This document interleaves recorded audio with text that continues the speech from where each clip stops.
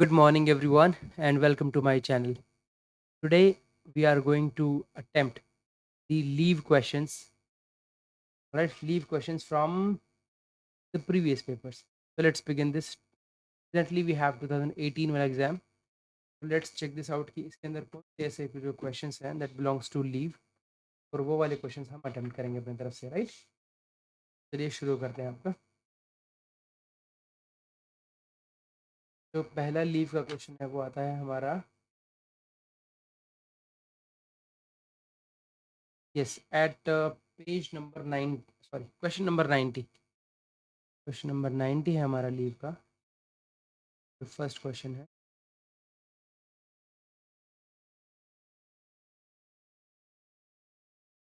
Yes, it says in the terms of the provisions contained in sorry, not 90. Special casual leave admissible to a male central government employee for undergoing vasectomy operation under the family welfare program for the first time is to the extent of not exceeding कितना होना चाहिए. ये तो let's check this out. Leave check कर लेते हैं अपने तरफ से. वेसेक्टोमी अगर कहीं है तो we can find that. Vasectomy नहीं है. Then we go for like special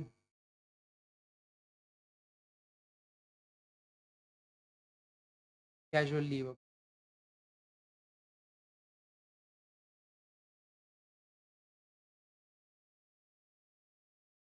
Okay, there is nothing like special casual leave. But ये वाला हमने कहीं ना कहीं पढ़ा तो जरूर है. Special casual leave admission to a male central government employee for undergoing vasectomy operation that the family welfare program for the first time is to extent of not exceeding.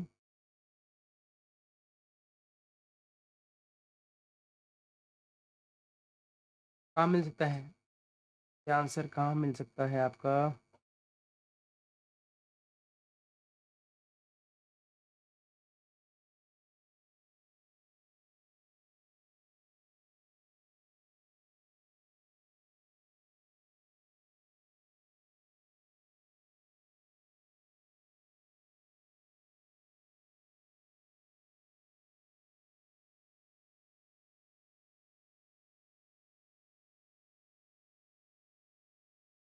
क्योंकि इसमें नहीं है, right?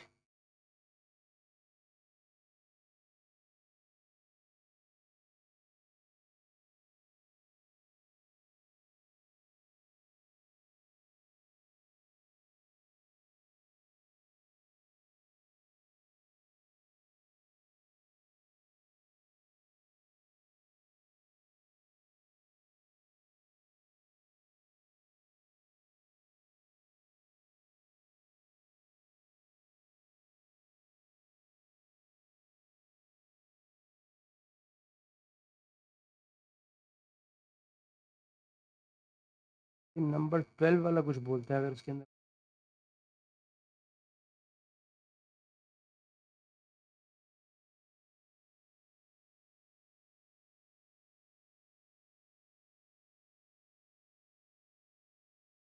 Okay, we just mark this. नहीं है ये वाला question. Special casual leave I think कहीं और लाई कर रहा है. या तो हमने ये इसको पूरा भी नहीं पढ़ा है ना एक्चुअली, तो आई एम नॉट श्योर ये कहाँ पर है. दूसरा देखते हैं. Consider the following statement regarding entitlement leave encashment for government servant retiring on attaining the normal age prescribed for retirement. Overall limit cap for encashment of leave including both earned leave and half pay leave shall not exceed 300 years. This is right. To make up the shortfall in earned leave, commutation of half pay leave shall also be permissible, and the cash equivalent of leave salary shall be payable in one lump sum as a one-time settlement.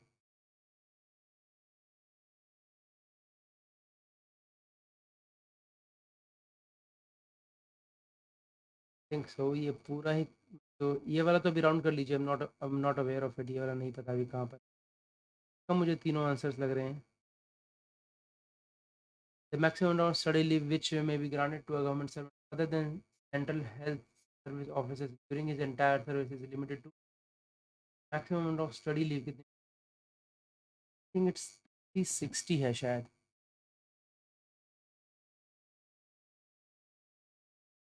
amount of study leave.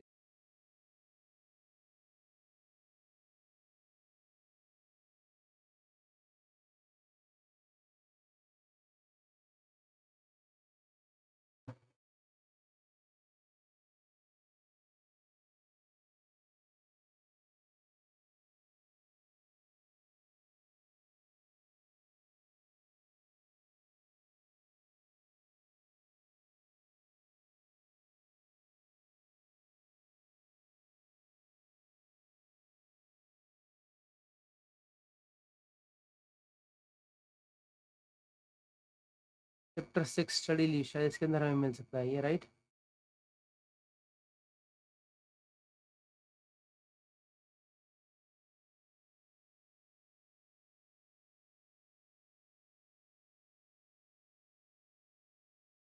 Maximum amount of study leave here. The maximum amount of study leave which may be granted to a government servant shall be only with 12 months at one at 50 or 51 has study leaves related. So what we can do is, since we are doing like kind of reverse engineering, right? What we can do is we can simply switch to this chapter number 6 पर चलते हैं directly and then let's find this out. कहाँ पर है आपका? होता है conditions for grant of study leave, okay? होता है subject to conditions specified in this chapter, okay? Study leave may be granted to a government servant with due regard to the exigencies of public service. To enable him to undergo in or out of India a special course of study consisting of higher studies or specialized training in a professional or a technical subject having a direct or close connection with the sphere of his duty.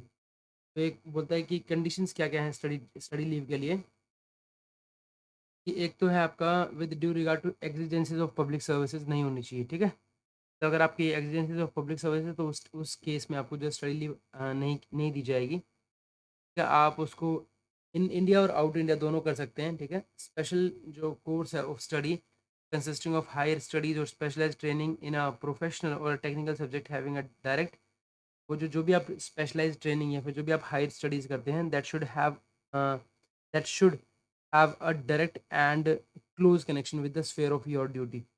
आपके उससे pertain करना चाहिए, ऐसे नहीं कि तो उससे pertain नहीं करता तब भी आपको वो नहीं मिलेंगे study leave. Basically study leave का मेन पर्पज़ यही होता है कि आपको जो है आपका जो भी ड्यूटी है उस ड्यूटी की एनहेंसमेंट की जाए, right?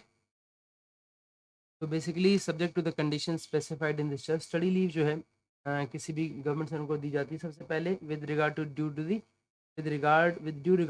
exigencies of the public service to enable him to undergo in or out of India a special course of study consisting of higher studies या specialized training कर सकते हैं आप, ठीक है? But it should B direct and close connection with the sphere of the duty, ठीक है? तो इसके अंदर यही फर्स्ट नंबर के अंदर सबसे ये इंपॉर्टेंट है कि आपकी जो स्टडी है वो एग्जिजेंसीज ऑफ पब्लिक सर्विसेज होगी तो नहीं दी जाएगी, ठीक है? अदरवाइज दे सकते हैं। हायर स्टडी जैसे कोई भी स्पेशलाइज ट्रेनिंग जो आप करते हैं वो डायरेक्ट होना चाहिए और उसका क्लोज कनेक्शन होना चाहिए with the sphere of your duty, ठीक है? सेकेंडली स्टडी लीव जो है उसको भी ग्रांट की जा सकती है जहाँ पर जो कोर्स ऑफ ट्रेनिंग अगर आप कोई अटेंड करते हैं, ठीक है?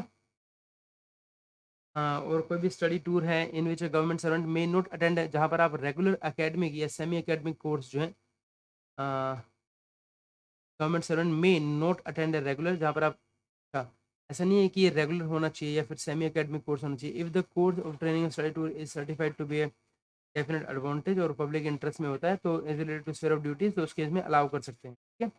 मीन्स यहाँ पर कहने का मतलब ये है, आपका टू का जो नंबर 1 पॉइंट है वो कहता ये है कि स्टडी लीव जो है वो उस केस में भी आपको अलाउ की जा सकती है। मतलब ऐसा नहीं है कि आपको रेगुलर ही छुट्टी लेनी है, ठीक है? मतलब अगर आपका बीच में जैसे जो कोर्स ऑफ ट्रेनिंग है मे नॉट अटेंड अ रेगुलर और एकेडमिक, अगर मान लीजिए रेगुलर नहीं है कुछ, तो मतलब आपकी जो है रेगुलर स्टडीज रेगुलर कोई कोर्स नहीं है मान लीजिए, या फिर कोई रेगुलर ट्रेनिंग नहीं है या फिर सेमी एकेडमिक कोई कोर्स है, ठीक है? तो वो भी जो है उसके लिए भी आपको परमिशन दी जा सकती है, ऐसी बात नहीं है, ठीक है? उनके लिए भी आपको स्टडी लीव मिल सकती है। पहले ऐसा होता था ना, ऐसा सोचते थे कि जो स्टडी लीव है आपको वो सिर्फ और सिर्फ आपको जब आप रेगुलर कोई कोर्स करते हैं तभी होती है। नहीं, इट्स नॉट लाइक दिस। अगर आपकी रेगुलर नहीं है तब भी आपको जो है तो कोई भी आपका जो कोर्स ट्रेनिंग का जो कोई कोर्स है कोई भी, तो वो जो है आप कर सकते हो। उसके लिए कोई रेगुलर एकेडमिक या कोई कोई भी सेमी एकेडमिक कोर्स है में भी कोई प्रॉब्लम नहीं है, ठीक है। मतलब ऐसा नहीं है कि बिल्कुल रेगुलर होना चाहिए। अगर वो अ, अगर आप मतलब नॉट रेगुलर है या फिर सेमी एकेडमिक कोर्स है, तब भी आप उसको ज्वाइन कर सकते हैं। उसके लिए आपको स्टडी लीव मिल सकती है। सर्टिफाइड टू बी डेफस वो है कि अब आपके लिए डेफिनेट एडवांटेज का होना चाहिए और पब्लिक इंटरेस्ट में होना चाहिए। And it should be related to the sphere of your duties, आपकी ड्यूटीज से रिलेट करना होना चाहिए, तो इस केस में आप दे सकते हैं, ठीक है। इसी का सेकंड पॉइंट है दैट किन किन को और किन किन को दी जा सकती है। अगर मान लीजिए कोई भी जो स्टडीज़ हैं वो कनेक्ट करती है किससे, पब्लिक एडमिनिस्ट्रेशन, ठीक है। सब्जेक्ट टू द कंडीशन क्या है, वो जो अप्रूव्ड होना चाहिए, पर्टिकुलर स्टडी जो है, जो स्टडी टूर आपका वो अप्रूव होना चाहिए by the authority competent to grant leave, ठीक है। और government servant should be required to submit on his return full report on the work done by him while on study leave, ठीक है। आपको पूरी रिपोर्ट जो है सबमिट करनी है, ठीक है। तो पब्लिक एडमिनिस्ट्रेशन का कोर्स भी कर सकते हैं। देखिए कोई रेगुलर हो गया, हायर स्टडीज़ हो गया, कोई स्पेशलाइज ट्रेनिंग हो गया, कोई इरेगुलर हो गया, या फिर कोई सेमी एकेडमिक कोर्स हो गया, वो भी इवन अलाउड है। और इसके अलावा for the purpose of studies connected with the framework और background of public administration, public administration उन्होंने अलग से दिया है, स्पेसिफाई किया है पब्लिक एडमिनिस्ट्रेशन की, कोई पब्लिक एडमिनिस्ट्रेशन का कोई कोर्स है वो भी आप कर सकते हो। उसके अंदर क्या कंडीशन है कि आपको जो वो अप्रूव करवाना है अपनी कंपिटेंट अथॉरिटी से, जो भी लीव ग्रांट कर रही है ना उसको, तो उनसे आपको पर्टिकुलर स्टडी के लिए आपको अप्रूव करवाना है। दूसरा, जो गवर्नमेंट सर्वेंट है उनको सबमिट करनी है रिपोर्ट, वहाँ से फुल रिपोर्ट सबमिट करनी है कि आपने इस पर क्या काम किया है, वहाँ से कंप्लीट कोर्स कंप्लीट होने के बाद।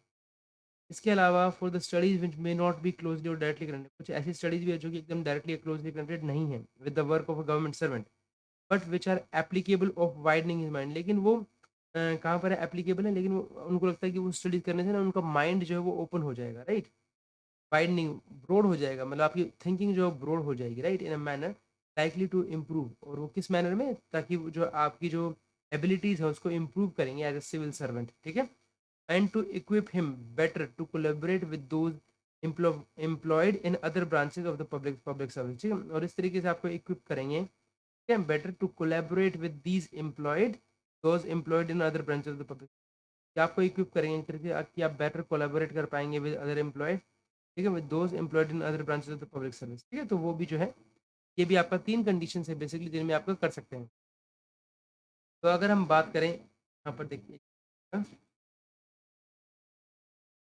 तो पहली बात करें तो सबसे पहले जो आपको जो स्टडी लीव जो है, study leave with due regard to exigencies of public service, अगर सबसे पहले तो पब्लिक एग्जिजेंसीज अगर कोई होती है तो उस केस में नहीं होगी आपको, ठीक है। ये सब्जेक्ट टू द कंडीशन है, ठीक है।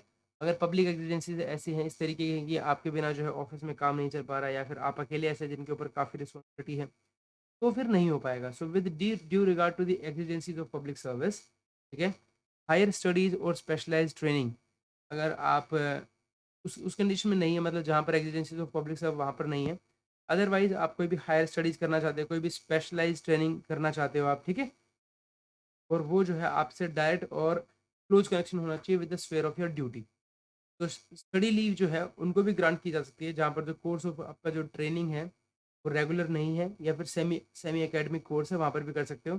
बस वो आपका डेफिनेट एडवांटेज का होना चाहिए और पब्लिक इंटरेस्ट में होना चाहिए, ठीक है, और आपकी ड्यूटीज से रिलेट करना चाहिए। दूसरा, पब्लिक एडमिनिस्ट्रेशन उन्होंने स्पेसिफाई किया है अलग से कि पब्लिक एडमिनिस्ट्रेशन का भी आप जो है कोर्स कर सकते हैं, बस उसके अंदर कंडीशन ये है कि वो अप्रूव्ड होना चाहिए, आपकी जो जो भी अथॉरिटी है टू अप्रूव योर लीव, उनसे अप्रूव्ड होना चाहिए, ठीक है। और दूसरा बोलता है कि आपको वहाँ से आने के बाद फिर suppose to submit a full report on the work done on by you, ठीक है, वो वाला करना है आपको, ठीक है। तीसरा बोलता है for the studies which may not be directly और indirectly connected with the work, कुछ ऐसा है कि जो कोई स्टडीज ऐसी भी हैं जो कि डायरेक्टली एंड या फिर क्लोजली जो है कनेक्ट नहीं है आपके काम से, बट वो ये कैपेबल है कि आपका कहीं ना कहीं आपका जो वाइडनिंग ऑफ योर माइंड है in a manner that likely to improve your ability as a civil servant, और आपको बेटर इक्विप करेगी to collaborate with those other, एक तरीके से आप कोलैबोरेशन जो सीख लेंगे इस तरीके से, उसके लिए भी जो है स्टडी लीव अलाउड है यहाँ पर, ठीक है। में कंडीशन दी गई है that application for study leave in cases falling under close 3, जहाँ पर क्लोज 3 का मतलब जहाँ पर उन स्टडीज की बात चल रही है ताकि क्लोजली और डायरेक्टली कनेक्टेड नहीं है आपके काम से, लेकिन तब भी वो आपको हेल्प करती है वाइडनिंग योर माइंड, ठीक है, और आपकी एबिलिटी को इम्प्रूव करती है। उन केसेस के अंदर it should be considered on merits, वो मेरिट्स पर जो है कंसिडर किया जाएगा ऐसे cases, and in consultation with the department of expenditure, और उस केस में आपको डिपार्टमेंट ऑफ एक्सपेंडिचर से कंसल्ट करना पड़ेगा, ठीक है। ये इंपॉर्टेंट है आपका, आपको लगेगा क्वेश्चन दे सकता है इस तरीके का कि जहाँ पर वो आपसे पूछेंगे कि डीओपीटी से कंसल्ट करना है, डीओपीटी से कंसल्ट नहीं करना है, मिनिस्ट्री ऑफ फाइनेंस से कंसल्ट करना है। रीजन बिंग कि आपका जो आपका जो ये कोर्स जो है एक तरीके से वो आपका क्या है, that is for widening your mind, और एक तरीके से आपको आपकी एबिलिटीज़ को ये जो है इम्प्रूव करेगा, ठीक है, as as a civil servant. ठीक है, तो इसलिए इस केस में आपको क्या है, थर्ड वाले केस के अंदर आपको क्या है, आपको department of expenditure ministry of finance से आपको कंसल्ट करना है। क्या वो तभी अप्रूवल मिलेगा, that is after consultation with the ministry of finance और डिपार्टमेंट ऑफ एक्सपेंडिचर। ठीक है, क्योंकि स्टडी का जितना भी खर्चा है वो तो एक्सपेंडिचर करेगा ना, तो इसलिए एक्सपेंडिचर से आपको ये करना पड़ेगा। ठीक है, ये क्लियर हो गया आपका। चलिए आगे चलते हैं। बोलते हैं study leave shall not be granted. और अभी जहाँ जहाँ पर जो है स्टडी लीव ग्रांट कहाँ नहीं करनी है, जब तक कि it is certified by the authority competent to grant leave that the proposed course of study of training shall be definite. या मतलब वो जो है जब तक ये सर्टिफाई ना कर दे कॉम्पिटेंट अथॉरिटी, जो भी अथॉरिटी कॉम्पिटेंट है, ये जो डेफिनेट एडवांटेज में है और पब्लिक इंटरेस्ट में है। ठीक है, it is for prosecution of studies in subject other than academic और ये जो है ये भी सर्टिफाई करना है कि ये प्रोसिक्यूशन ऑफ स्टडीज जो है इन सब्जेक्ट अदर देन एकेडमिक या लिटरेरी सब्जेक्ट है आपका। ठीक है, मतलब ऐसा नहीं कि आप जो है वहाँ जाके अपना मतलब एकेडमिक और लिटरेरी सब्जेक्ट नहीं होना चाहिए आपका ये। ठीक है, एकेडमिक और लिटरेरी सब्जेक्ट नहीं होना चाहिए। So it is for prosecution of studies. ये प्रोसिक्यूशन जो वर्ड है ना, ये सब किस किस तरीके से यूज़ कर रहे हैं, मुझे इसी बार इसमें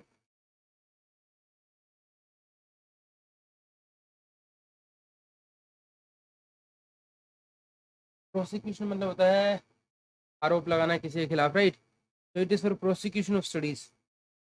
यहाँ पर तो ये प्रोसिक्यूशन का मतलब नहीं है ना।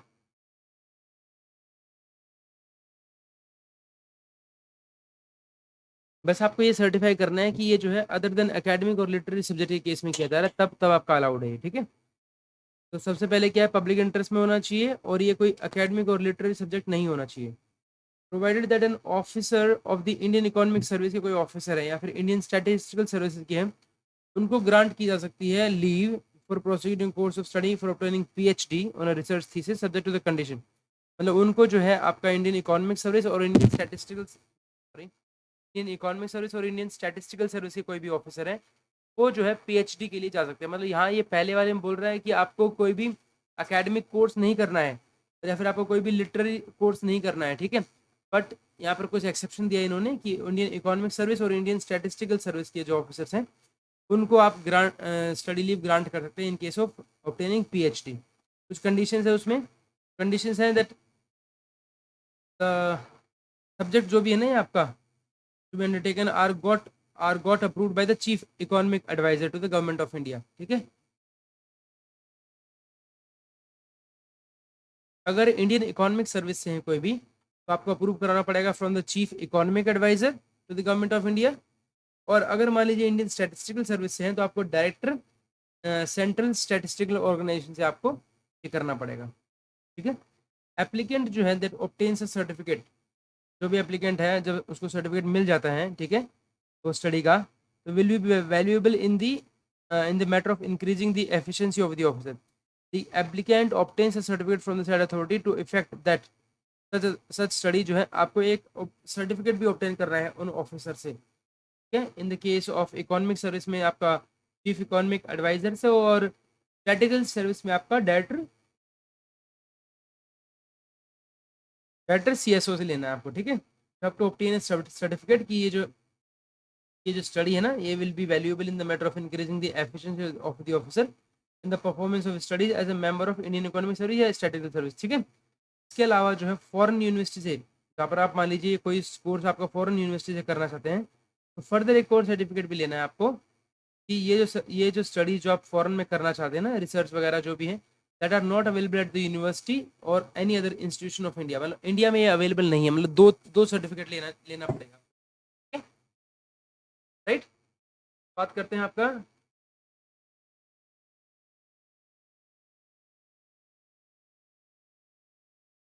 इसी में बोलते हैं कि कोई भी अगर मेडिकल ऑफिसर है, ठीक है, उनको ग्रांट की जा सकती है study leave for proceeding course of post graduate, ठीक है, स्टडी इन मेडिकल साइंस में वो कर सकते हैं। ठीक है, if the director general of health services certify कर देगा अपने तरफ से कि ये हाँ जी ये वैल्यूएबल होगा और उनकी एफिशिएंसी को इंक्रीज करेगा। ऑल्सो कोई भी अगर स्पेशलिस्ट है या फिर कोई भी टेक्निकल पर्सन है, उनको मेरिट्स पे डिसाइड किया जाएगा। कोई भी वो पोस्ट ग्रेजुएट कोर्स करना चाहते हैं, ठीक है, directly related to their sphere of his duty, तो हेड ऑफ द डिपार्टमेंट और the secretary of the department और द मिनिस्ट्री कंसर्न जो सर्टिफाई कर देगी कि ये जो कोर्स है ये कहीं ना कहीं इनके लिए हेल्पफुल है, and it will enable him to keep abreast with the modern developments field of study. तो वो इसलिए जो है और कहीं ना कहीं इसके टेक्निकल जो स्टैंडर्ड्स हैं उनको इम्प्रूव करेगा। तो इस केस में ऐसा किया जा सकता है। और एक और भी बोलता है इस केस में यहाँ पर कि the department of economic affair जो है, आ, उनको भी एग्री होना चाहिए कि वो रिलीज ऑफ फॉरेन एक्सचेंज जो है involve in the grant of study leave, अगर मान लीजिए कोई है तो उसके लिए भी वो देने के लिए रेडी होना चाहिए। यानी कि ministry of department of economic affairs को भी, एक्सपेंडिचर को भी लिया था हमने पहले, right.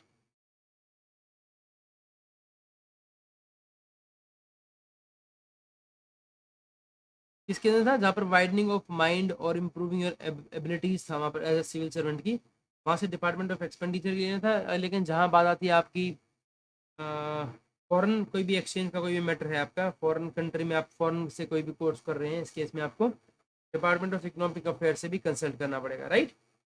The department of economic affairs the ministry of finance agrees to release the release of foreign exchange involve in the grant of this if such leave is outside India. इसके अलावा इसमें भी एक कंडीशन बोलता है कि वो satisfy होने चाहिए दैट कि कम से कम आपको जो मिनिमम क्वालिफिकेशन एजुकेशन क्राइटेरिया ना वो आप मीट करते हो, ठीक है। इन रीजनिंग ऑफ फॉरेन एक्सचेंज जब भी आप रिलीज करते हो उससे पहले उनको सर्टिफाई मतलब अपने आप से सेटिस्फाई होना चाहिए डिपार्टमेंट ऑफ इकोनॉमिक अफेयर्स को कि वो satisfied self the well such government जो है comply with the minimum education criteria तो उनके पास होनी चाहिए, ठीक है। As specified in the general orders issued by the said department from time time regulating release of foreign exchange person proceeding abroad for higher studies at their expense, ठीक है।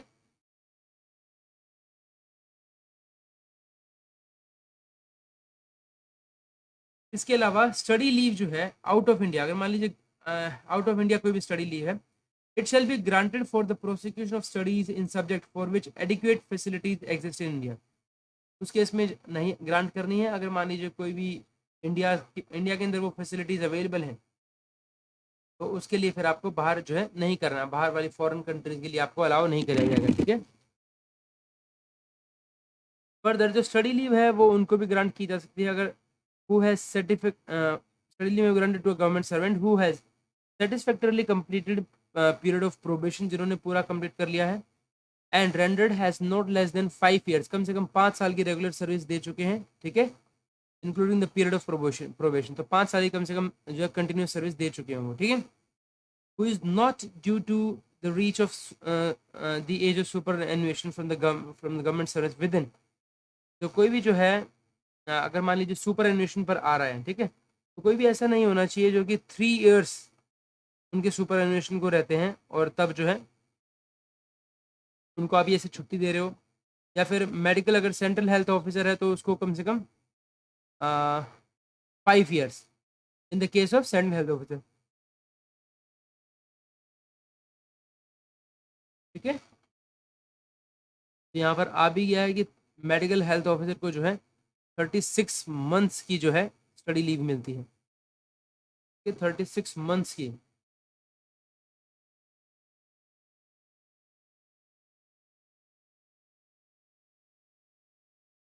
तो हम इसी को ही तो देख रहे थे, यही वाला तो हम क्वेश्चन देख रहे थे, ठीक है, जैसे तो हमने स्टार्ट भी किया था। क्वेश्चन क्या है इसका, right.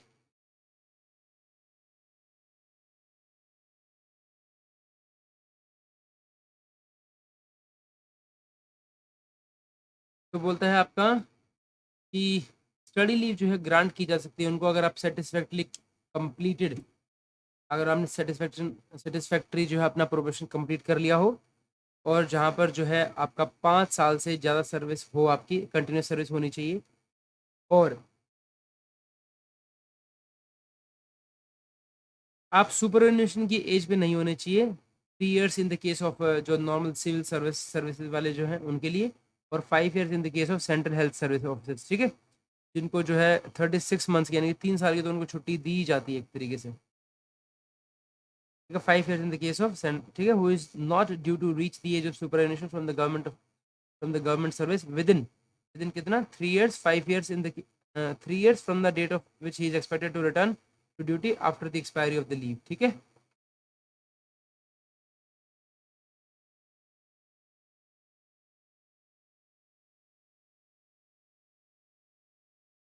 government servant 3 years from the date on which he is expected to return to duty.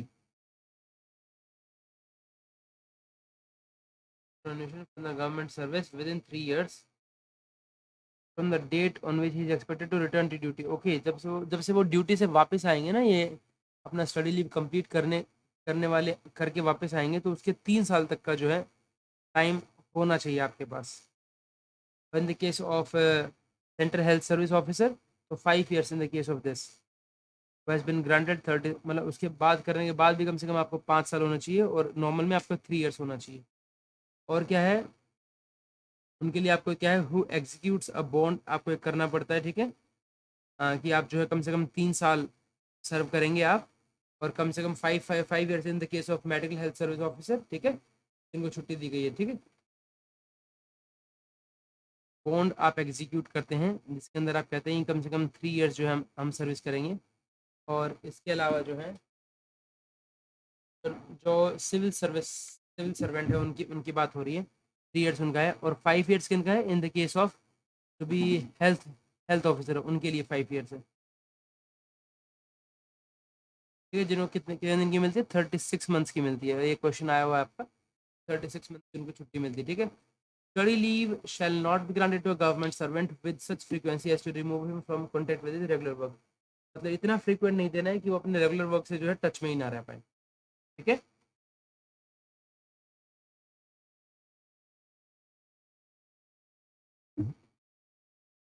तो स्टडी लीव 1 मिनट देख लेते हैं क्या है आपका स्टडी लीव इसके अलावा.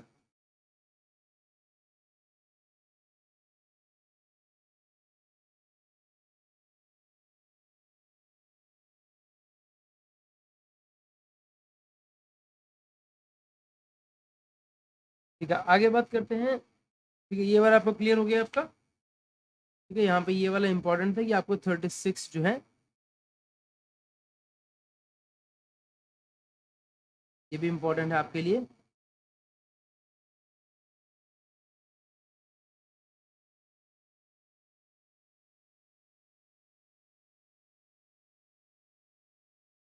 तो स्टडी लीव जो है that may be granted to a government servant who has satisfactorily completed a period of probation, जिन्होंने पूरा कर लिया हो. ठीक है, अभी आपका रूल नंबर 51 पूरा होता है, तो रूल नंबर 50 पूरा होता है. रूल नंबर 50 हम एक बार दोबारा से रिवाइज करेंगे. क्या कहता है ये आपका, that subject to the condition. देखिए, आपको कंडीशन बोला गया स्टार्टिंग में फॉर ग्रांटेड स्टडी लीव की. स्टडी लीव्स की जो आप ग्रांट करते हैं तो उसके लिए जो है आपकी कंडीशंस क्या क्या है उनके बारे में हमने बात किया. ठीक है, तो सबसे पहली कंडीशन ये है कि कोई भी जो है एग्जिजेंसीज ऑफ पब्लिक सर्विस नहीं होनी चाहिए. ठीक है, और दूसरा जो है आप हायर स्टडीज या स्पेशलाइज ट्रेनिंग के लिए जा रहे हैं, तो वो है आपके डायरेक्ट और क्लोज कनेक्शन में होने चाहिए with the sphere of your duty. Study leave जो है उनको ग्रांट की जा सकती है, जो कि उनको भी ग्रांट की जा सकती है अगर आपका कोर्स जो है रेगुलर कोर्स नहीं है या फिर सेमी एकेडमिक कोर्स है, तब भी. बस वो आपका डेफिनेट एडवांटेज में होना चाहिए आपके लिए, पब्लिक इंटरेस्ट में होना चाहिए, और आपकी ड्यूटीज से रिलेट करना चाहिए. पब्लिक एडमिनिस्ट्रेशन उन्होंने स्पेसिफिकली बोला है कि पब्लिक एडमिनिस्ट्रेशन कर सकते हैं. उसके लिए कंडीशन है क्या, कि आपको अप्रूव करवाना है, जो भी अथॉरिटी कंपोनेंट आपकी लीव ग्रांट करने के लिए उनसे अप्रूव करवाना है वो कोर्स. और दूसरा जो है आपको रिटर्न जो है submit to his return a full report on the work done by him. ठीक है, पूरी रिपोर्ट देनी है कि मैंने ये काम किया वहाँ पे. इसके बाद है आपका, अगर मान लीजिए कोई कोई भी ऐसी चीज़ है जहाँ पर आपका वाइडनिंग ऑफ योर माइंड है. ठीक है, यहाँ से आपको लगता है कि उनकी जो आपकी इम्प्रूव करेगा आपकी एबिलिटीज़ को एज अ सिविल सर्वेंट, वो भी कर सकते हैं. उसके लिए आपको डिपार्टमेंट ऑफ एक्सपेंडिचर से जो है कंसल्ट करना पड़ेगा. स्टडी लीव जो है ग्रांट नहीं करनी जब तक कि ये सर्टिफाई ना हो कि पब्लिक इंटरेस्ट में है, और कोई भी एकेडमिक या लिटरेरी सब्जेक्ट का कोर्स नहीं होना चाहिए आपका. इसके अलावा इंडियन इकोनॉमिक सर्विस है, वो इंडियन इकोनॉमिक और इंडियन स्टैटिस्टिकल सर्विस के जो ऑफिसर है वो कर सकते हैं पीएचडी भी. बस उनको अप्रूव कराना पड़ेगा अपने चीफ इकोनॉमिक एडवाइजर से from the of the government servant who belongs to Indian economic service, या फिर जो इंडियन स्टैटिस्टिक्स हैं उनको डायरेक्टर सेंट्रल स्टैटिस्टिकल ऑर्गेनाइजेशन कर एक ये जो है अपना करवाना पड़ेगा. इसके अलावा उनको एक सर्टिफिकेट ऑब्टेन करना है कि ये जो स्टडी है ये वैल्यूएबल है इनकी कहीं ना कहीं इनकी एफिशिएंसी को इंक्रीज करने के लिए. अगर आप किसी फॉरेन यूनिवर्सिटी से लेते हैं तो आपको ये भी सर्टिफिकेट लेना पड़ेगा कि ये जो है ये कहीं पर भी इंडिया में अवेलेबल नहीं है ये वाली. मेडिकल ऑफिसर के केस में वो भी पोस्ट, वो देखिए यहाँ पर पीएचडी क्या की बात हो रही थी in the case of civil, लेकिन in the case of medical के केस में क्या है, यहाँ पर आपका पोस्ट ग्रेजुएट है, क्या वहाँ पर पोस्ट ग्रेजुएट भी कर सकते हो मेडिकल साइंस में, ठीक है। बस आपके जो डायरेक्टर जनरल हेल्थ सर्विसेज है वो सर्टिफाई कर दे कि हाँ जी ये इनके लिए वैल्यूएबल है और इनकी एफिशिएंसी को इंक्रीज करेगा। दूसरा, कोई भी स्पेशलिस्ट या टेक्निकल पर्सन है उनको भी आपको मेरिट के बेस पे आप उनको छुट्टी अलाउ कर सकते हैं, सेम पोस्ट ग्रेजुएट कोर्स के लिए जो कि उनके उससे डायरेक्टली रिलेट करता हो, ठीक है। और head of the department, the case of head of the department और सेक्रेटरी जो है और मिनिस्ट्री का सर्टिफाई किए गए जो कोर्स है कहीं ना कहीं इसको हेल्प करेगी to keep abreast with the modern development और इम्प्रूव करेगा इनके टेक्निकल स्टैंडर्ड्स को। ऐसा किया जा सकता है, ठीक है।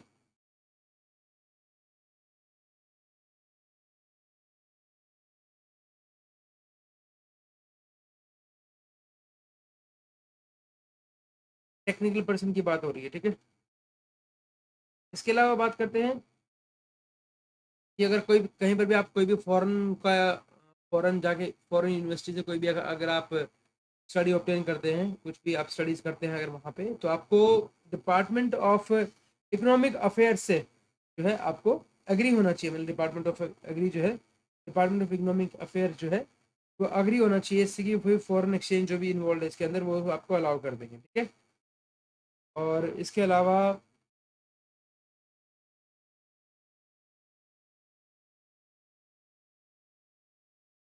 डिपार्टमेंट ऑफ इकोनॉमिक अफेयर से इसको ये भी सेटिस्फाई करना है अपने आप को कि ये जो है मिनिमम एजुकेशन क्राइटेरिया को कब मतलब मीट करता है, ठीक है। और स्टडीज जो है आउटसाइड इंडिया जो है अलाउ नहीं करनी है जब तक अगर कोई फैसिलिटीज इंडिया में अवेलेबल है तो। और स्टडी लीव जो है वो ग्रांट कर सकते हैं आप जिन्होंने जिन्होंने सेटिस्फैक्टरली जो है अपना कंप्लीट प्रोबेशन कंप्लीट कर लिया हो, अलॉन्ग विद कम से कम उन्होंने 5 साल की रेगुलर सर्विस कंटिन्यू सर्विस दे दी हो इंक्लूडिंग प्रोबेशन, ठीक है। इसके अलावा जो भी सुपरएनुएशन की एज पर पहुंच रहे हैं इस तरीके से, तो आपको उनको छुट्टी मतलब स्टडी लीव जो है जब तक नहीं देनी है अगर आपको लगता है कि वो मतलब ये स्टडी लीव करने के बाद इनके पास अगर 3 साल का टाइम नहीं बचता है तो फिर आप उनको वो छुट्टी नहीं देंगे।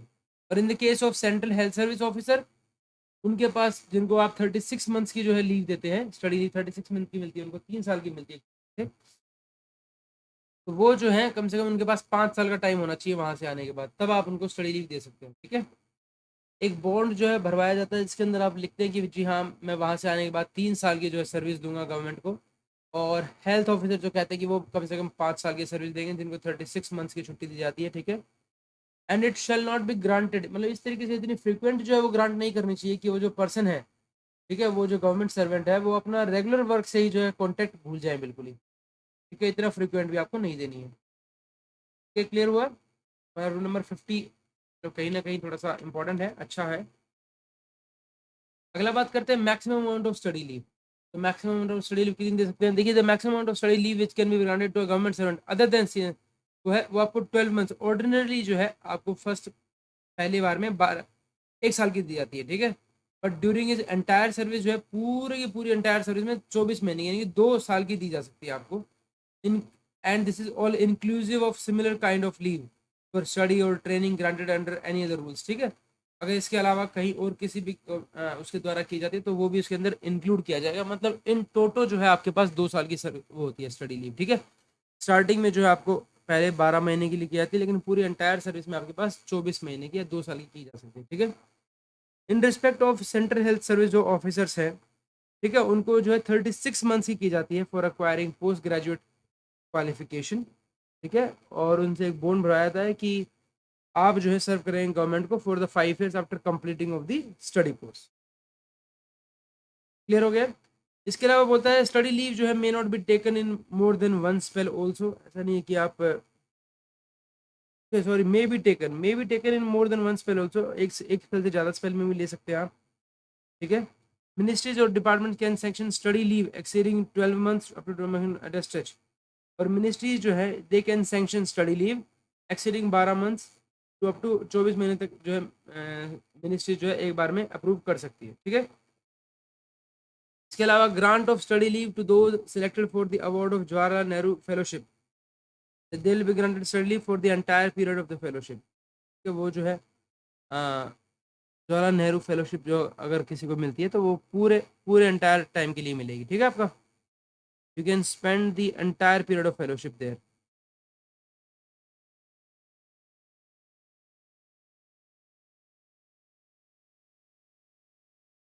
You will be entitled to draw leave salary equal to the pay that they draw that they drew while on duty, and the continued use of facility of residential telephone facility official allotted time वो में आपको मिलता रहेगा।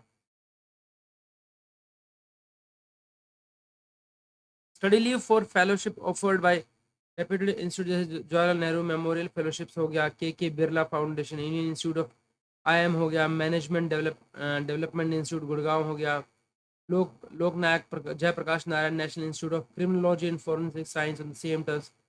तो है इस same terms पे आपको दे सकते हैं, जैसे जैसे जवाहरलाल नेहरू वाला दिया ना वैसे ही एंटायर पीरियड के लिए आपको दी जा सकती है। फिर बात करते हैं आपका एप्लीकेशन फॉर स्टडी लीव कि आपको अप्लाई कैसे करना है। Every application for study leave shall be submitted through proper channel होगी, यस। और उसके अंदर क्लियरली लिखा होना चाहिए कि जो छुट्टी है हम स्टडी लीव के लिए ले रहे हैं, ठीक है। और उसका कोर्स ऑफ स्टडी हमारा जो कोर्स ऑफ स्टडी है वो क्या है, ठीक है।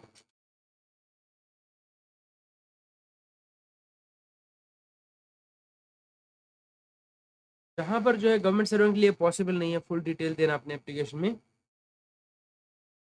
after leaving India, or if he is to make any change in the program why he has been approved in India, he shall submit the particulars as soon as possible to the head of the mission or the authority competent to grant leave, and shall not, unless prepared to do so at his own risks, commence the course of study or incur any expenses in connection therewith until he receives the approval of the authority competent to grant the study leave for the course. Okay.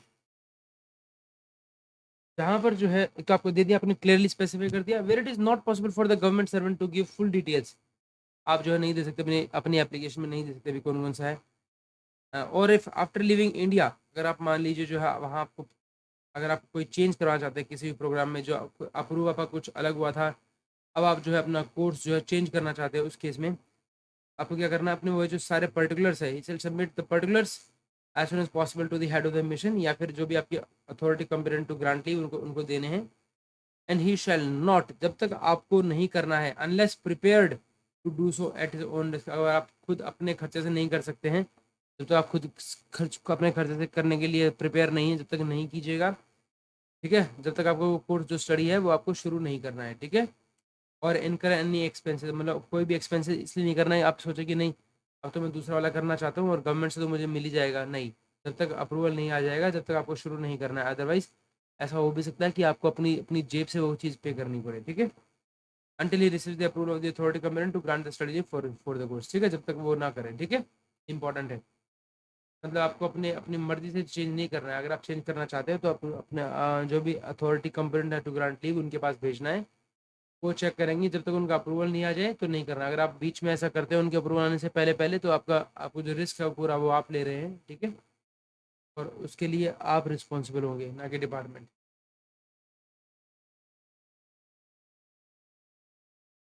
ठीक है, अब बात करते हैं, clear हो गया आपका application for study कि किसी को भी एप्लीकेशन लगानी थ्रू प्रॉपर सेल लगानी है, कोर्स ऑफ स्टडी जो है क्लियरली मेंशन करना है। और अगर मान लीजिए ऐसा पॉसिबल नहीं है, आफ्टर लिविंग इंडिया या फिर जो है आपको कोई चेंजेस करना है, तो आपको पर्टिकुलर सबमिट करने पड़ेंगे to your computer authority to grant leave.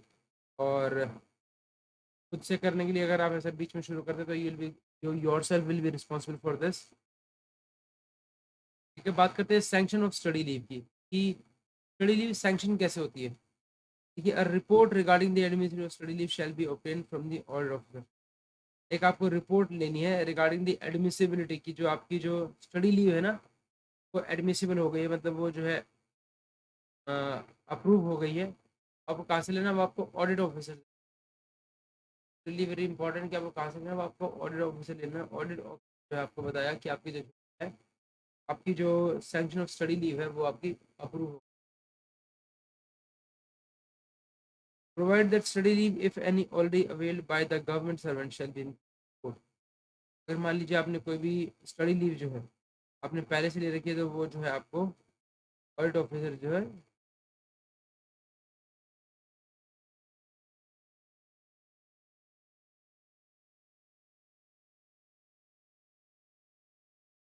Shall be include in the report, वो रिपोर्ट के अंदर इंक्लूड करना है आपको, ठीक है। जहाँ पर भी कोई गवर्नमेंट सर्वेंट है, अगर वो कौन परमानेंटली ऑन द कार्डर of one department serving temporary, अगर आप कहीं दूसरी जगह पर टेम्पररी वर्क कर रहे हैं अदर डिपार्टमेंट में, grant of study leave to him shall be subject to the concurrence of the department, जहाँ आपका जो पहले वाला डिपार्टमेंट है उनसे डिपेंड करेगा, which he is permanently attached is obtained before the leave is granted, ठीक है। तो ये आपका जो पहले वाला डिपार्टमेंट है उस डिपार्टमेंट के ऊपर डिपेंड करेगा कि वो आपको अप्रूवल देता है या नहीं देता है, ठीक है। ताकि आपका वो जो present temporary department, temporary in the sense कि प्रेजेंट डिपार्टमेंट जहाँ पर आप टेम्पररी पोस्टेड हो अभी, आप वो डिसाइड नहीं करेगा, जो भी आपका पहले वाला जिस से आप जो है गवर्नमेंट में आए हो, ठीक है, वो जो है वो, वो डिपार्टमेंट ही करेगा जो कुछ, राइट।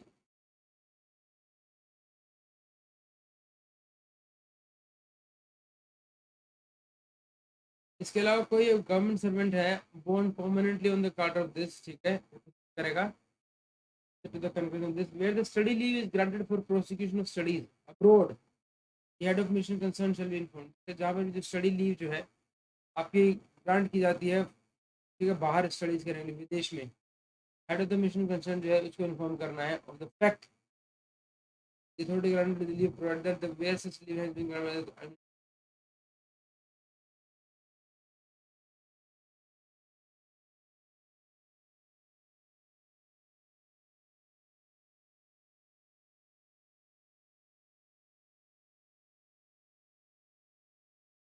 अगर उनकी डिपेंड करता है, अगर उनकी जो छुट्टियां है वो कौन करता है, अगर उनकी छुट्टी जो है एडमिनिस्ट्रेटर कर रहा है इन केस में तो मिनिस्ट्री भेजेगी उसको, अगर उनकी जो छुट्टियां है वो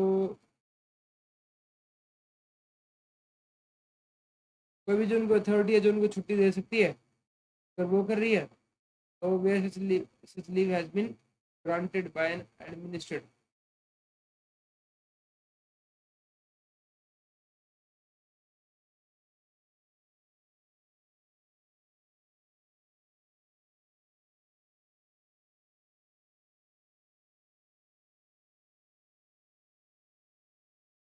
बेसिकली इसमें यही बोल रहा है कि आपका जो है ना वो आपको इंटीमेट कैसे कर, तो हेड ऑफ द मिशन को कौन कौन इंटीमेट करेगा ये पूछ रहा है आपसे।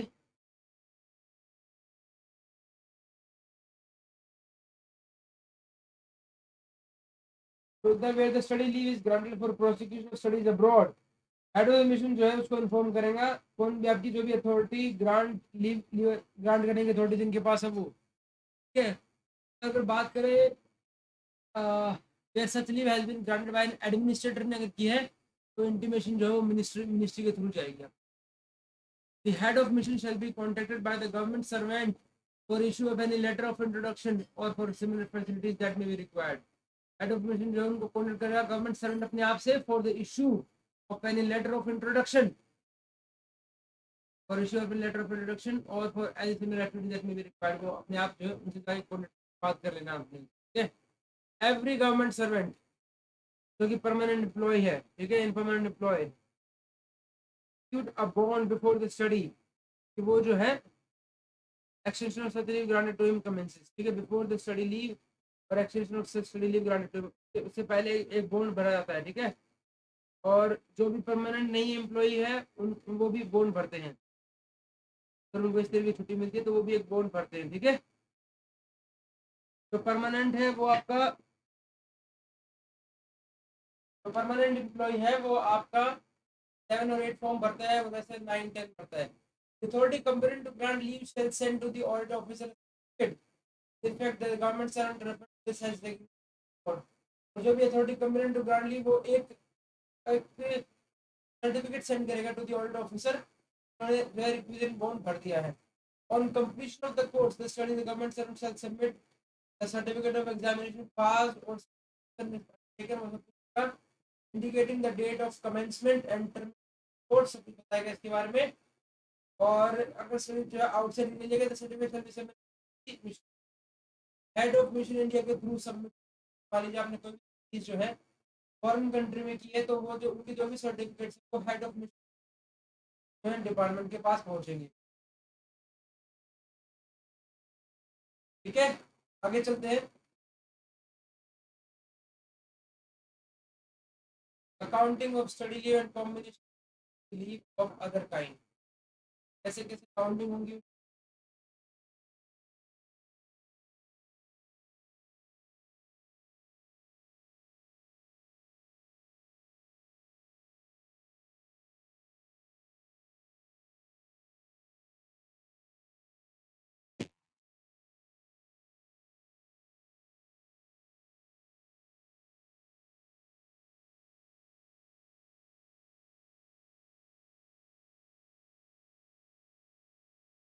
ओके, चलिए बात करते हैं इसमें कि किस तरीके से जो है ये accounting of study leave and combination with leave of other kinds क्या कर सकते हैं हम, क्या इन लीव्स के साथ भी कोई हम दूसरी जो है लीव कंबाइन कर सकते हैं। चलिए चेक कर लेते हैं इसमें क्या कहते हैं आपका। The study leave shall not be debited against the leave account of government son, मतलब सबसे पहले ये कि जो भी आपकी जो स्टडी लीव है वो किसी भी दूसरे लीव अकाउंट से डेबिट नहीं होगी, ठीक है, क्योंकि स्टडी लीव का मेन पर्पज ही यही है। वो जो है आपको किसी भी दूसरे से कटेंगी नहीं, किसी भी दूसरे लीव अकाउंट से। दूसरा, स्टडी लीव जो है may be combined with other kind of leave, दूसरे साथ हो सकती है, but in no case shall the grant of this leave in combination with leave other than extraordinary leave. ये कह रहा है may be combined with other other kind of leave but in no case shall the grant of this leave in combination with leave other than extraordinary. मतलब कहने का मतलब ये है कि सिर्फ इसके साथ में सिर्फ एक्स्ट्राऑर्डिनरी लीव जुड़ सकती है बस, ठीक है, इसके साथ में सिर्फ एक्स्ट्राऑर्डिनरी लीव जुड़ सकती है बस। Involve a total absence of more than 28 months, और इसमें भी टाइम दिया गया है। वैसे तो आपको 2 साल का दिया गया है, यहाँ पे कह रहे हैं 4 महीने और बढ़ा सकते हो आप, 28 मंथ्स का हो सकता है आपका, ठीक है। Involve a total absence of more than 28 months generally and 36 months for the course due to PhD degree from the regular duties of a government। PhD के केस में 36 मंथ्स का दे सकते हो आप, क्या अगर PhD है तो 36 मंथ्स का दे सकते हो, नहीं तो सबसे पहले आपका 24 मंथ्स की है स्टडी लीव, लेकिन वो कहते हैं कि 28 मंथ्स का भी दे सकते हो आप, किस केस में आपका कंबाइंड विद अदर लीव, जिसमें आपको एक्स्ट्रा ऑर्डिनरी लीव के अलावा और कोई लीव नहीं देनी है। एक्स्ट्रा ऑर्डिनरी लीव जो है आप उसके साथ में कंबाइन कर सकते हैं, ठीक है, और कंबाइन करके उसको, but in no case shall the grant of this leave in combination with leave other than extraordinary leave, ठीक है, involve a total absence of more than 28 days, 28 month sorry, ठीक है। तो आप EOL करके 28 months कर दे सकते हो। इसके अलावा अगर कोई PhD का कोर्स है तो आप उसको 36 मंथ तक दे सकते हो। The limit of 28 month 36 month जो है that includes period of vacation भी इंक्लूड किया जाएगा उसके अंदर, ठीक है। इसके अलावा government servant granted study leave in combination with other kind of leave may if he so desires undertake और commence a course of study during any other kind of leave.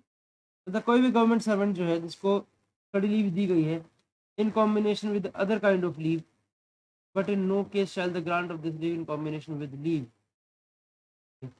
तो EOL जो दी गई है बोलता है granted leave in combination with any other kind of leave में if he so desires, अगर वो डिजायर करता है, अंडरटेक मतलब कोई भी कमेंस कर सकता है अ course of study during any other kind of leave. तो अगर जो है जिसको भी जो है स्टडी लीव ग्रांट की गई है in combination with any kind of leave, अगर वो ऐसा डिजायर करते हैं तो if he so desires may commence a course of study, ठीक है, during any other kind of leave भी आप कर सकते हैं, provided that the period of such leave coinciding with the course of study shall not count as study leave। लेकिन जो है उसमें भी, उस केस में भी क्या होगा कि जो पीरियड ऑफ सच लीव जो है अगर वो कोइंसाइड कर रहा है आपका the course of study with the course of study जिसके लिए आपने परमिशन ले रखी है उसके लिए shall not count as leave salary, तो उसको लीव सैलरी नहीं दी जाएगी, याद रखिएगा।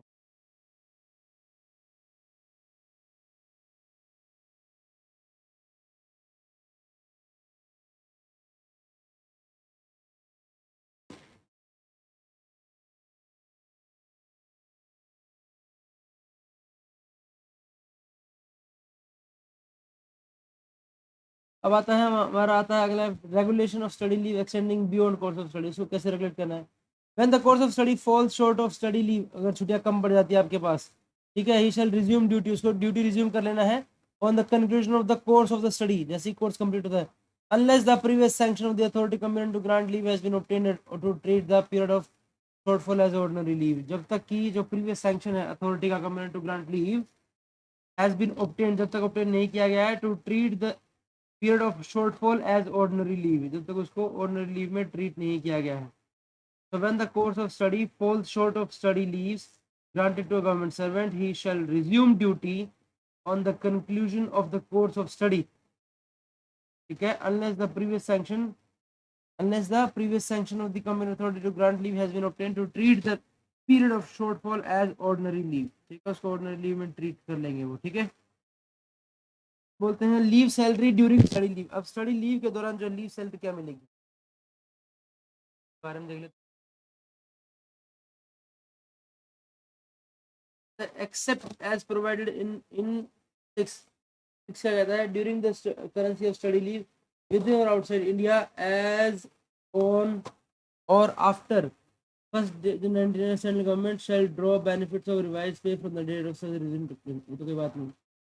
बोलता है during study the leave availed outside India, अगर उसकी बात करें तो लीव सैलरी जो होगी while on duty immediately before proceeding on leave, in addition to DA मिलेगा आपको, ठीक है, एंड HRA मिलेगा, ठीक है। तो लीव सैलरी क्या होता है during study leave, that is leave availed of outside India के केस में बता रहे हैं। Government servant shall draw leave salary equal to the pay that the government servant drew while on duty with government immediately before proceeding on such leave, and in addition the DMS allowance and house rent allowance, तो DA और आपका चाहे दोनों दोनों के दोनों मिलेंगे।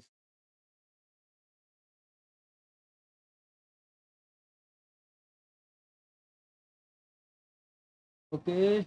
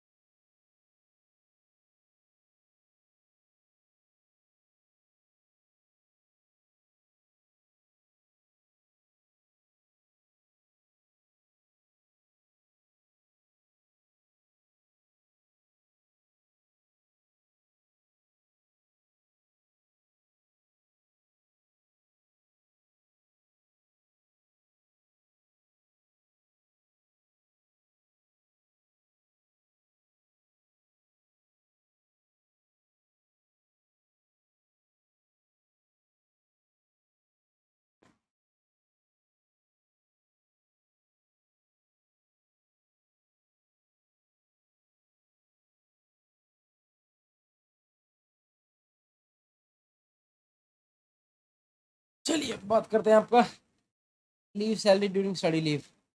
तो जो भी लीव है that is availed outside India, उसमें लीव सैलरी जो है leave availed outside government shall draw leave salary equal to the pay that the government draw while on duty the government immediately before leave, और उसमें आपको DA और HRA दोनों मिलेगा, ठीक है। ड्यूरिंग स्टडी लीव अवेल्ड, अगर आपको इंडिया में वही लीव सैलरी आपका HRA वही मिलेगा पूरा आपका ऐसे ही before leave salary at full rate subject to the for certificate that is not in receipt of any scholarship, ये सैलरी आपको पूरे रेट में मिलती है, बस आपको सर्टिफिकेट देना पड़ेगा that is not receipt of any scholarship standard remuneration respect of any part time employment, ठीक है।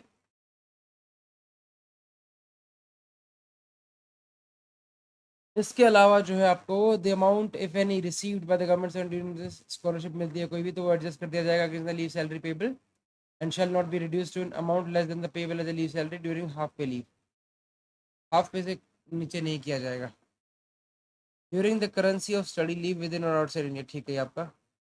नेक्स्ट नंबर बोलता है एडमिसिबिलिटी ऑफ अलाउंस, इसके अंदर ये इंपॉर्टेंट है, अगर आपको कोई स्कॉलरशिप वगैरह मिलती है ना, तो अगर कोई आपको स्कॉलरशिप वगैरह मिलती है तो एडजस्ट कर ली जाएगी अगेंस्ट द लीव सैलरी, लेकिन वो जो है it shall not be reduced to an amount less than the payable of leave salary during half pay leave, half pay leave में जितनी आपको लीव सैलरी मिलती है उतनी नहीं मिलेगी। ओके।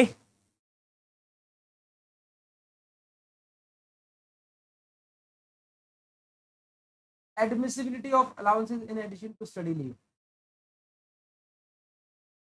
ओके, आपका 57, 58 और 59 जो है ये रूल नहीं है अभी, ये ओमिट हो चुका है।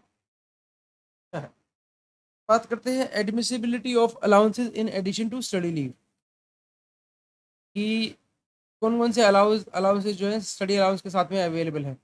तो एक तो डीए हो गया था, अभी बात की हमने यहाँ पे, डियरनेस अलाउंस और एचआरए दोनों मिल ही रहा था। इसके अलावा देख लेते हैं क्या क्या है आपका। मतलब for the first 180 days of study leave, अगर पहले हम 6 महीने की बात करें तो HRA shall be paid at the rates admissible to the government servant. अच्छा जी, उनको जो भी एचआरए एडमिसिबल है उसके अकॉर्डिंग मिलेगा, ठीक है। And the continuous of payment of HRA beyond 180 days shall be subject to the production of certificate. एक सर्टिफिकेट प्रोडक्शन करेगा 180 डेज के बाद, except where hours allowance under Resolution 1 and dearness allowance where admissible, no other allowance shall be paid to government servant in respect of period of study leave granted। तो एक तरीके से आपको HRA ही मिलेगा और 180 डेज के बाद वो आपको सर्टिफिकेट देना होता है बस। और सर्टिफिकेट जो है as prescribed ministry of finance से डेटेड दिस, जो कि टाइम बाय टाइम अवेलेबल होता है। CCA also during the study leave. Compensatory city allowances जो है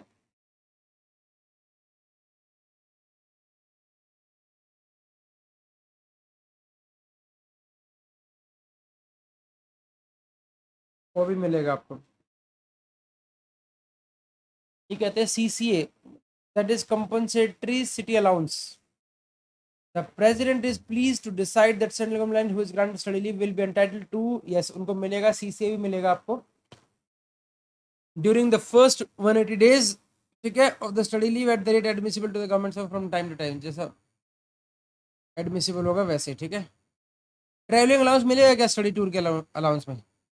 तो the government study shall be granted shall not only be paid travelling allowance, नहीं मिलेगा, but the president may in exceptional circumstances sanction the payment of such allowance, ठीक है।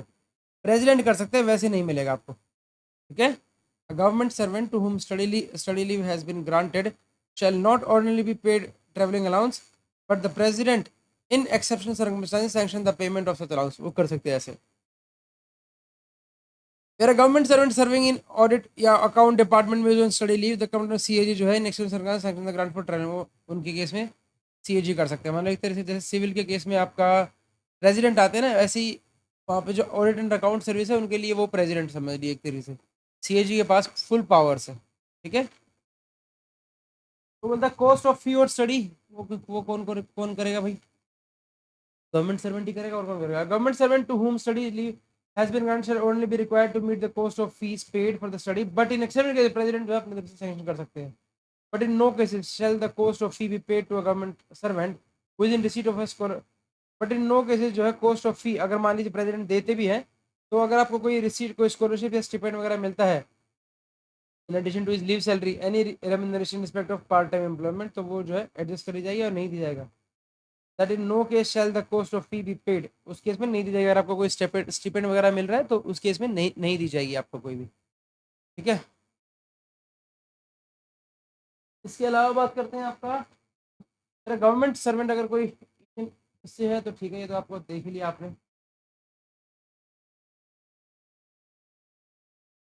बोलता है resignation और रिटायरमेंट आफ्टर स्टडी लीव और non completion of the course of study. अगर मान लीजिए कोई आके रिजाइन करता है, रिटायरमेंट लेता है, इस केस में क्या होगा? अगर कोई गवर्नमेंट रिजाइन करता है, रिटायर लेता है विदाउट रिटर्निंग टू ड्यूटी, तो with in a period of, तो आपको दे रहे हैं 3 साल तक आपको रहना है, और मेडिकल के केस में 5 साल तक आपको सर्विस करनी है। It mean they fail to complete this time right the course of study. या फिर कोई बंदा ऐसा है जो फेल कर जाता है अपना complete the course of study and enable to furnish the certificate, ठीक है, shall be required to refund actual amount of leave salary देनी है उनको, ठीक है। कॉस्ट ऑफ फी अगर उनको अलाउ की गई है वो, ट्रेवलिंग अलाउंस अगर कोई दिया गया है तो वो, और अदर एक्सपेंसेस जो भी गवर्नमेंट के इनकर हुए सब कुछ उनको वापस करना है। Actual amount if any of the cost incurred by other agencies like foreign government foundation, तो सब कुछ आपको पे करना है। तो इसके साथ साथ में विद इंटरेस्ट देना है, भी ऐसे नहीं at the rate from timing in force on government loan पे जो इंटरेस्ट चलता है वही वही लगेगा from the date of demand, ठीक है। Before his resignation is accepted और permission to retire government service coding his service otherwise, ठीक है। Before is resignation is accepted और permission is to retire is granted, जब तक नहीं होगा उस दिन से आपका देना पड़ेगा आपको। अगर मान लीजिए कोई जो है ऐसे, the case of employees who fail to complete the course of study, जो फेल हो जाते हैं to complete the course of study, वो जो है कोर्स ऑफ स्टडी नहीं कर पाता है, मान लीजिए कोई फेल हो गया, तो नथिंग इन दिस रूल से अप्लाई, कुछ भी अप्लाई नहीं होगा। क्या? Government servant who after return duty from studies permitted to retire from service, उनको जो है अगर मेडिकल ग्राउंड पे है, जैसे मान लीजिए अगर उनको फ्रॉम सर्विस और मेडिकल ग्राउंड पे अगर कोई प्रॉब्लम थी जिसके जो फेल फेल हो गए, मतलब स्टडी कंप्लीट नहीं कर पाए, क्या कर सकते हैं यार मेडिकल ग्राउंड पे, कोई बात नहीं, तो उसके उसमें ये रूल एप्लीकेबल नहीं होगा। कभी गवर्नमेंट सर्वेंट जो है after return duty from studies deputed to serve in any statutory autonomous body में, उनको वहाँ पे कर दिया, डेप्यूट कर दिया, ठीक है, और अंडर द कंट्रोल गवर्नमेंट और and is subsequently permit to resign, और उसके बाद उनको रिजाइन कर लिया, परमिट कर दिया from service under the government with view to, क्योंकि वहाँ पर उनको जो परमानेंट ऑब्जर्वेशन हो जाएगा इसमें पब्लिक इंटरेस्ट में, तो उनसे भी उनको कोई पैसा नहीं लेना है। Study leave availed bye such government servant shall be converted into regular leave, उसको आपको कन्वर्ट कर देना है रेगुलर लीव में, ठीक है, at his credit on the date of which the study leave commence and can not be so converted, तो treat, तो फिर उसको एक्स्ट्राऑर्डिनरी लीव कर सकते हैं आप, ठीक है। ये कहता है कि आपको कन्वर्टेड इनटू रेगुलर लीव में कन्वर्ट कर दीजिए आप, तरीके से समझ लिए, वो उसकी छुट्टी कट जाएंगी एक तरीके से, और अगर जहाँ पर नहीं कर सकते हैं तो उसको ईयूएल दे दीजिए आप। In addition to this the amount to be refund by the government servant he shall be required to refund any excess of leave salary, कुछ भी एक्सेस में मिला है उन्होंने कुछ ड्रॉ कर लिया वो तो देंगे ही देंगे। इसके अलावा प्रेसिडेंट तो साहब है, देखिए आपको पता ही है, कोई कुछ भी कहे प्रेसिडेंट साहब has a waive to reduce the amount required to be refunded and कुछ भी हो जाए प्रेसिडेंट साहब सबसे ऊपर है, प्रेसिडेंट साहब जब चाहे जिसके लिए एक तरीके से भगवान लगा लीजिए बस, ये कुछ भी कर सकते हैं भाई प्रेसिडेंट। चलिए जी, आपका इस तरीके से जो हमारा चैप्टर नंबर जो 6 है वो कंप्लीट होता है, ठीक है। It's good that we have completed our chapter 6, starting from rule number 50 से लेके हमने इसके 63 तक कंप्लीट किया है, दो it's commendable I would say. Thank you so much and have a great day, and rest we will complete in another video.